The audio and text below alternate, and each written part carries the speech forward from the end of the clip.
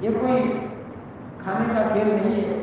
جن کی برائی ہم چاہتے ہیں ان کے لیے ہم دعا کریں وہ نہیں سکتا، لیکن چلائیے یہ آڑا چلائیے اپنے دل پر. انشاءاللہ دل پر بوجھ ہوگا لیکن اللہ خوش ہو جائے گا، اللہ کی مغفرت حاصل ہو جائے گی، اللہ کی رحمت کے اندر ہم غرق آب ہو جائیں گے. کینہ دل سے نکالیے. آج کی اس رات میں کینہ والا اللہ کی رحمت کو پانے والا نہیں ہو سکتا. پھر فرمایا کہ جو آدمی اپنے ماں باپ کا نافرمان ہو، جس کا اپنے ماں باپ کے ساتھ رشتہ ٹوٹا ہوا ہو، وہ آدمی بھی اتنا بدبخت ہے کہ آج کی موسلادھار رحمتوں اور مغفرتوں کی بارش میں بھی ایک ٹیپا اس کو لگنے والا نہیں. کتنے لوگ ایسے ہیں کہ جو اپنے ماں باپ کو خاطر میں نہیں لگتے. نبی پاک صلی اللہ علیہ وآلہ وسلم نے فرمایا کہ تیرے ماں باپ یا تو تیری جنت ہے یا تیری جہنم ہے. یعنی جنت اور جہنم کا دار و مدار ماں باپ کے ساتھ کے تعلق کو فرمایا. اگر تم نے حسن سلوک کر کے خدمت کر کے ماں باپ کا دل رکھ لیا، اللہ کا دل رکھ لیا، اور جس نے اللہ کو خوش کر دیا جنت اس کے قدموں میں. اور اگر ان ماں باپ کو دکھ پہنچایا، ماں باپ کی نافرمانی کی، ماں باپ کی راتوں کی نیند اس نے اڑائی ہے، یاد رکھیے آج تو دوستوں کی محفل میں وہ خوش و خرم نظر آئے گا، لیکن یہ ماں باپ کی آہیں اس کو جنت میں جانے سے روک دیں گی. آج کی اس رات میں اگر ہمارا اپنے ماں باپ کے ساتھ کوئی کھڈا ہے، بہت آسان ہے ماں باپ کے سامنے جا کر دو آنسو بہانا، بہت آسان ہے ماں باپ کے سامنے جا کر ان کی گود میں پڑ جانا، بہت آسان ہے کہ ماں باپ کے سامنے اپنے آپ کو ڈال دینا. اگر اس موقع پر بھی ہماری انا جو کی تو باقی رہی تو یاد رکھو نبی پاک صلی اللہ علیہ وآلہ وسلم کا فرمان ہے رحمت و مغفرت والی اس رات میں بھی ماں باپ کا نافرمان بخشا نہیں جائے. کتنا معلوم اللہ ہماری حفاظت فرمائے. ایک اور شخص گنوایا جو رشتے ناطے کو توڑنے والا ہے. ماں باپ بھی اس میں آ گئے ہیں، وہ بھی ایک رشتہ داری کے بندھن میں ہے، لیکن ان کا رشتہ عام رشتہ سے ایک الگ رشتہ ہے اور بہت مضبوط سے عظمت رشتہ ہے. اس کو اس کی اہمیت کی وجہ سے الگ بیان کیا. باقی جو رشتے ہیں، بھائی بہن کا رشتہ ہے، خالہ بھانجے کا رشتہ ہے، چاچا بھتیجے کا رشتہ ہے، پھوپھی ہونے کا رشتہ ہے، اور جو رشتے ہیں ان رشتوں میں بھی اگر دراڑ پڑی ہوئی ہے تو یاد رکھیے کوئی معمولی چیز نہیں ہے. آج کی اس مغفرت اور رحمت والی رات میں بھی یہ رشتہ توڑنے والا اللہ کی مغفرت اور رحمت سے دور پھینک دیا گیا. کیا چلا جائے اگر وہ ہم سے نہیں رکھتے تو ہم جھک جائے. ہمارا یہ جھکنا اللہ کی مغفرت کو لانے والا ہے تو کوئی مہنگا سودا نہیں.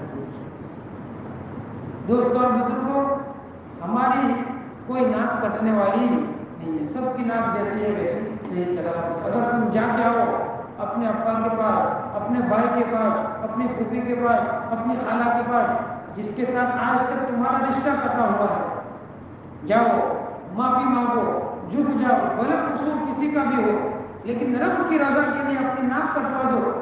سماج میں یہ ناک جہاں آپ کی وہیں رہے گی، کوئی آپ کی ناک کٹنے والا نہیں ہے، لیکن رب کے ساتھ کا تعلق مضبوط ہو جائے. آج ایک مسلمان کہ جن کو نبی پاک صلی اللہ علیہ وسلم نے رشتے کی اتنی تاکید کی ہو، وہی مسلمان آج رشتوں کو توڑنے والا ہے، تو اس سے زیادہ بدبخت کون ہو سکتا ہے؟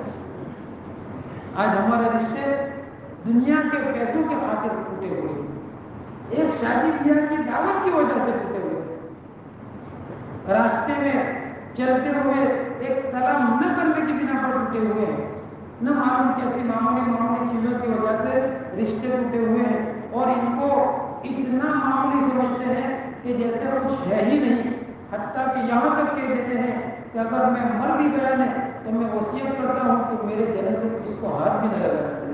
اللہ ہماری حفاظت فرمائے۔ اللہ سبحانہ و تعالیٰ نے فرمایا رحم کو مخاطب کر کے، قرابت اور رشتہ داری کو مخاطب کر کے کہ اے رحم، اے رشتہ داری، جو تجھ کو جوڑے میں اس کو جوڑوں گا، اور جو تجھ کو توڑے میں اس کو توڑوں گا۔ جس کو رب توڑ دے اس کو پھر کون جوڑ سکتا ہے؟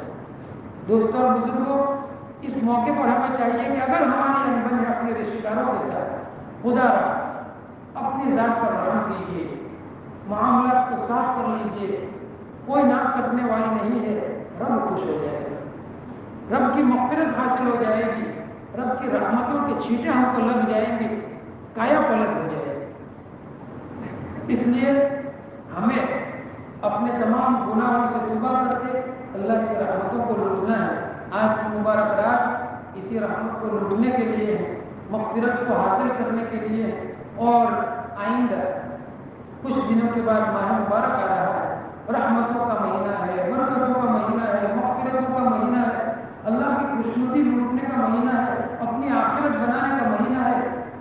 ایک نفل دے دو، فرض کا ثواب لے کر کے جاؤ، ایک فرض دے دو، 70 فرضوں کا ثواب لے کر کے جاؤ۔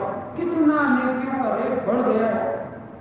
لہذا ہم اپنی سے تیاری کریں، دل کی زمین کو تیار کر لیں، دل کی زمین میں روحانیت، نورانیت، رب کا تعلق پیدا کر دے کہ جیسے ہی چاند ہو رحمت کے جھونکے چلنے لگے، اور ہم ان رحمت کے جھونکے میں اپنے آپ کو ڈالنے والے بن جائیں، اور اللہ سے مانگے کہ اللہ یہ ہمارا مہینہ سال میں ایک مرتبہ آتا ہے، ہماری غفلت کی نظر ہو گیا تو ہمارا کیا ہوگا؟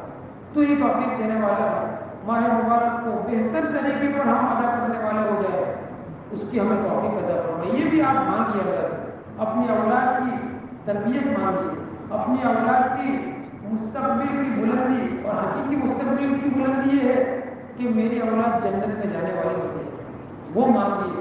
آج ماحول بہت پرفکر ہے، بالخصوص مسلمانوں کو زمینیں تنگ کی جا رہی ہیں، صرف مسلمانوں کے مال پر نظر نہیں ہے، ان کی نظر مسلمانوں کے دل میں جو اللہ کی محبت ہے، رسول کی محبت ہے اور ایمان کی روشنی ہے، اس کو چھیننے کا۔ ورنہ آپ کے سامنے کہا جائے گا کہ مال لے لو، زمینیں لے لو، یہ لے لو، وہ لے لو، سب ملے گا، لیکن تمہارے اندر کا ایمان صرف مجھے دے دو۔ یہ اعلان لگ رہا ہے۔ ایسے پرفتن دور میں بڑی ضرورت ہے کہ ہم اپنا تعلق اللہ کے ساتھ مضبوط سے اثبت کرنے والے بن جائے۔ جب مضبوط ہو جائے گا پھر کوئی مالکا لال ایک ایسے تعلق والے کا بال بیکا نہیں کر سکتا۔ اللہ تعالیٰ فرماتے ہیں اللہ کا تقوی حاصل کرو، اپنی زبان کو سچا کرو، اللہ تمہارے اعمال کو سدھار دیں گے، یصلح لکم اعمالکم۔ اللہ کا کتنا بڑا وعدہ ہے، سچی زبان ہے، دل میں اللہ کا خوف ہے، اطاعت والی زندگی ہے، اعمال سارے سدھر جائیں، چاہے دنیاوی عمل ہو چاہے اخروی عمل ہو، سارے اعمال کے اللہ اصلاح فرما دیں گے۔ اور رب تعالیٰ جب وعدہ فرما دے تو کسی کی کیا مجال کہ رب تعالیٰ کے حکم کے خلاف کوئی کر سکے۔ فرمایا یغفر لکم ذنوبکم، جو بھی آدمی تقوی اختیار کرے گا، اپنی زبان کو سچا کرے گا، اللہ تعالیٰ بشری تقاضے سے ہونے والی غلطیوں کو معاف فرما دیں گے۔ اور اللہ فرماتے ہیں جو بھی آدمی اللہ کی اطاعت کرے گا، رسول کی اطاعت کرے گا، وہ بڑی کامیابی کو پہنچے گا۔ اور یہی ہمارا مقصد ہے کہ ہم آخرت میں کامیاب ہونے والے بن جائیں۔ دوستوں اور بزرگوں، اس کے لیے یہ زندگی ہے جو امتحان کی جگہ ہے، قدم قدم ہم اللہ کی خوشنودی چاہنے والے بن جائیں، اللہ کی نافرمانی اور گناہوں سے بچنے والے بن جائیں۔ اس رات کا یہی سبق اگر ہم لے کر اٹھے تو یہ رات ہمارے حق میں انتہائی خیر لانے والی بن سکتی ہے۔ اللہ تعالیٰ ایسی مبارک راتوں کی اور ہمارے لیے تو زندگی کا ہر پل قیمتی ہے۔ یہ تو نور والا نور ہے کہ قیمتی ترین لمحے ہیں۔ باقی ایک مسلمان ایک سبحان اللہ کہتا ہے، ایک سبحان اللہ جنت کو اس کے درجے کو بلند کر دیتا ہے۔ کتنا ٹائم لگتا ہے، زبان کو کتنی مشقت ہوتی ہے۔ یہ پل جس میں سبحان اللہ کہہ دیا جائے، یہ گھڑی جس میں لا الہ